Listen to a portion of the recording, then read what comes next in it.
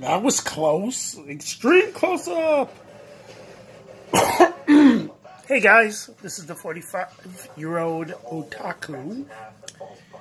And I don't know if you guys I also got a Facebook page, but and are a member of, what is it called? Overwatch fans for the PS4, I guess. I don't know, can't remember the name. But I had put maybe 2 things about making a live-action Overwatch movie.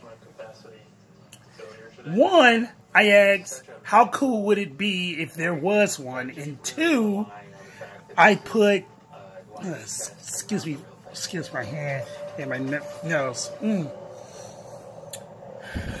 I put, what is up there? I put who would be in the movie. Right. And the one that really got to me was, did I really put Tom Cruise and Soldier 76? I really don't know about that one. But anyway, so I was also thinking about this. You know, my list is up there for who I would like to see as who. But like I said, my list is up there. But I would also like to throw in maybe 3 new characters. Brian, Timmy, and excuse me, either their mom or Tracer's girlfriend, Emily. So I was just kind of wondering, who would you like to see as those 3? Excuse me. But now, if it was me, I would also throw in like I'd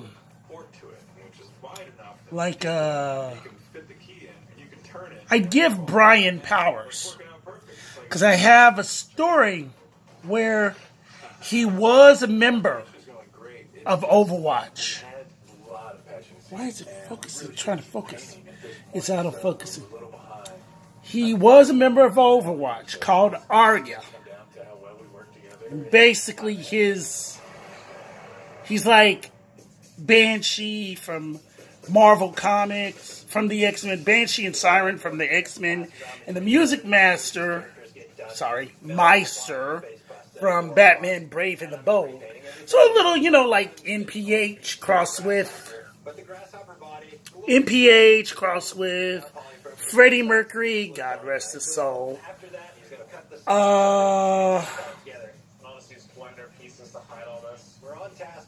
And basically a hard rock or a heavy metal screamer. Dudes with that voice. And that has that voice and let it go out. I mean, he could be at Arrowhead. The person could be at Arrowhead on the 50-yard line on the KC Arrowhead and sing the national anthem. But if his voice would go out there, you know, would extremely go out there, excuse the hand, I am itching like crazy. Would go out there, I could be, and if I'm outside chilling out, I can hear his voice singing. So he's that's how his vocal range would go. And like he's also like the Music Meister from the Brave and the Bold. But the way I would have him played, Arya would be he's like the Music Meister from Brave and the Bold, where like if he sings, he can control people with his voice. and his microphone, complete with stand, would be like Freddie Mercury's from Queen. I'm not going to put him in the same type of outfit, but he would be like that. He would have like some kind of like really cool, outfit, really cool outfit and all. So the thing of it was, I want to say he hadn't been in Overwatch or in action for 18 years. I'm sorry about the focusing on this. This blurry vision and focusing. He's trying to figure out, it's basically, I'm not going to blame Overwatch for what they did to him. I'm blaming the UN. I'm not going to blame Overwatch. I'm not going to blame talent. I'm going to blame the UN. The UN is like, oh, he's just a kid. We can't have this child join Overwatch. We can't have this child join Overwatch. The whole shit match. I know. We'll get somebody. And who they get is a... who they get is a... somebody that has powers. Like mental powers that can basically put a block on his powers and abilities and what have you. And then, and his memories about joining Overwatch. But when he goes to the Overwatch exhibit or the Overwatch museum or whatever, and he sees his outfit, he sees his uniform, his mic stick, the whole shooting match, he's like, I've seen this before. And then when the thing of it, then that's when Talon would come up and attack and the whole shooting match. He's trying to help people and all. He gets knocked into Arya's display and he touches the mic. Once he touches the mic stick, that's when everything comes back. And he goes, oh, that's what it is. Because he ends up being, then he starts to remember who he was.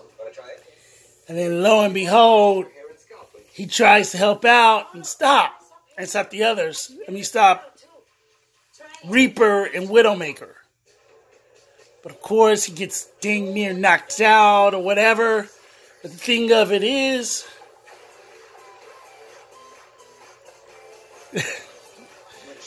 This latest Icebreakers commercial is a black dude doing a line dance or something, doing an electric slide with the minty unicorn doing it with him. So anyway, excuse me. Anyway,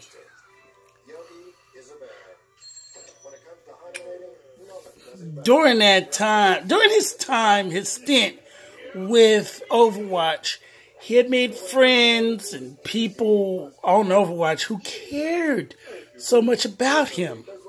And one of them was Tracer. Now, in the canon short, she doesn't know who he was. She didn't know who he was. It still happens in this idea, but she had to play stupid about him until he got his powers and abilities back. And she comes up, she grabs him, and it's like, oh, Arya, it's so good to see you, it's so good to see you. Well, the thing of it is, he was like more. You know how the big brother, I'm sorry, not the big brother, the younger brother would protect the older brother.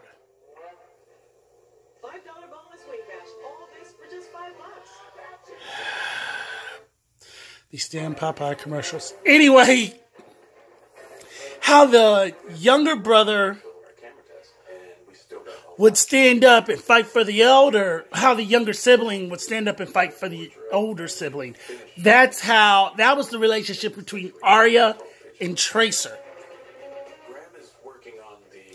You know, he's like, you know, you want to fight her, you gotta come through me. You know, I don't know. You know, you want to kill her, you gotta take me out. But the thing of it was, in the story, there's a part where Widowmaker was about to kill Tracer. She has her cornered. And that's when Brian grabs his mic, turns it on, you know, hooks up to the speakers in the entire museum, and he starts singing a French lullaby. Almost putting Widowmaker to sleep. He would if it wasn't for Reaper. But hey, you know, whatever. What are you gonna do? So that is sort of my idea for this new Overwatch thing. But oh boy, I cannot believe on this one. Just come up and hug. Not hug, but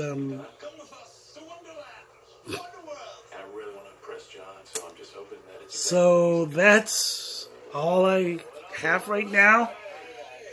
Expect another video soon. And guess I'll talk to you later. Also, I have a podcast on Anchor. It's called the 45-Year-Old Otaku Podcast. So, just, you know, you want to listen to it, and subscribe to it. And while you are subscribing,